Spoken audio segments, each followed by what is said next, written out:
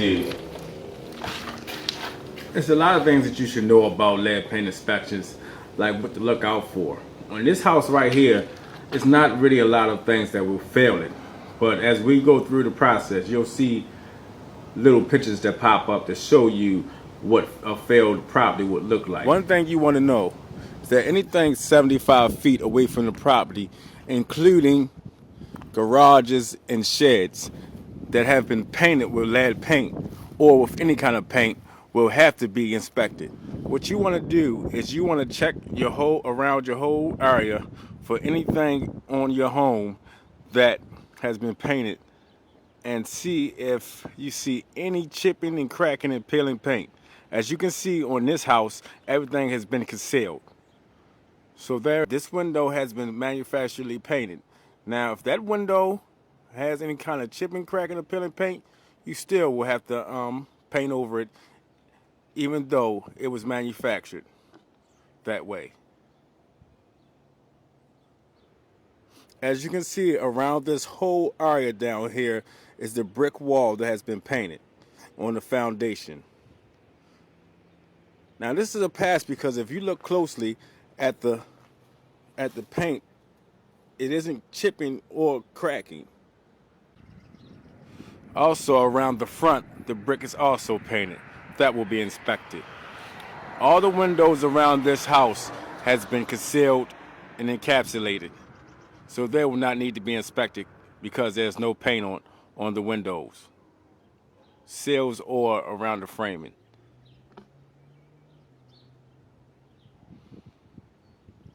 As you can see, around the bottom it has been painted too, but the paint isn't cracking or peeling, so it's okay.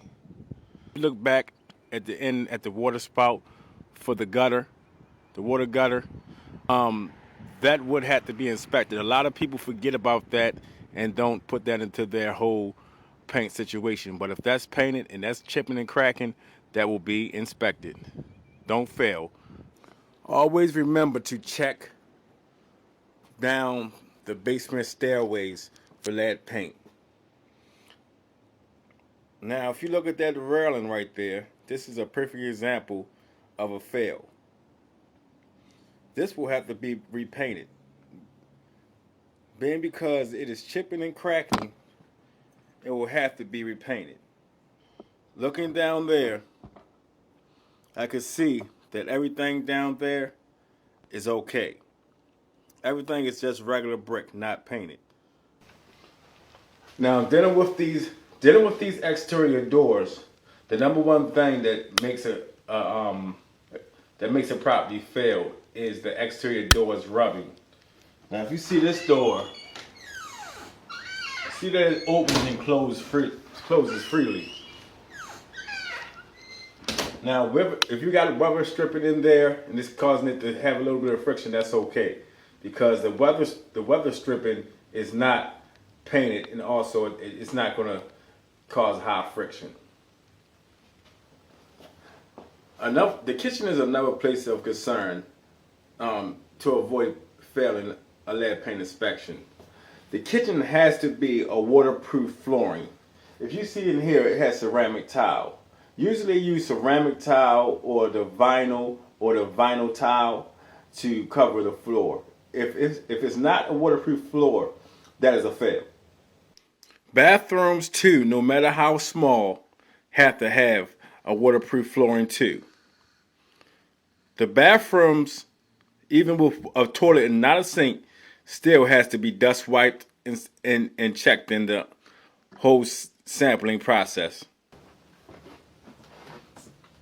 Also, interior doors is another way of you to fail a lead paint inspection. The interior doors cannot rub at all or show any signs of rubbing.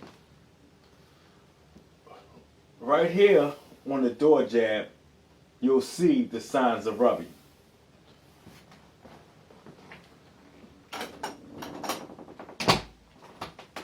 As you can see, the door opens and closes easily without any rubbing. Also, closet doors also have to not rub dealing with a lead paint inspection. Now, as you can see at the top of this door, they have door hangers. If you're going to have a lead paint inspection, please remove them. I'm not going to remove them during this example, but please remove them to avoid the show of rubbing. You see that? That's a rub.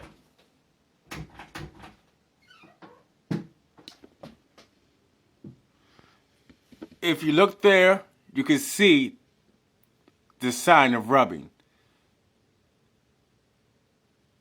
That is a fail if I came in and I seen that.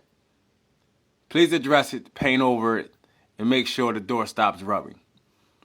Now we will show you how many lead paint inspection dust wipes will have to be sampled out of this house. Dealing with the lead paint dust wipes is all dealing with how many windows are in a room, and if there is a window in the room. If there's no windows in the room, you will have to take one dust wipe from the floor. If there is windows, you have to take one from the well. If you have wood windows, we'll have to take one from the well and also one from another area of concern. An area of concern is basically an area where a child has access to or where there is high friction areas. Now I'll show you how many wipes it will take in order to complete the lead paint dust wipe inspection.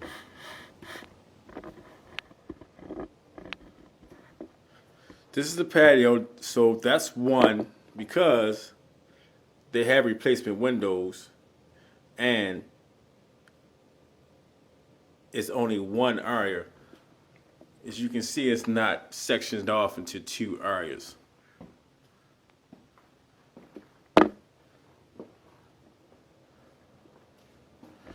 Two, dealing with the living room because the living room is sectioned off from the kitchen and the dining room. Well, I would say this is the dining room. Kitchen, because it has no windows, you only need one wipe.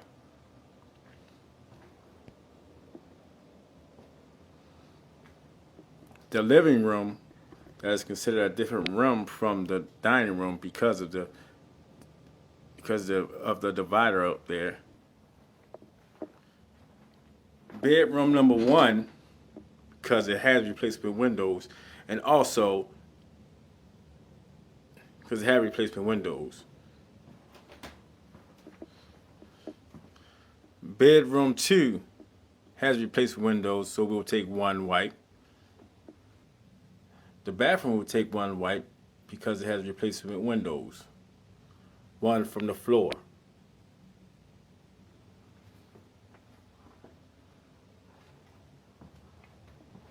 Okay, so at the end you add all of those up, and also you add two dust wipes to the samples in order to verify that you didn't bring lead paint into the house.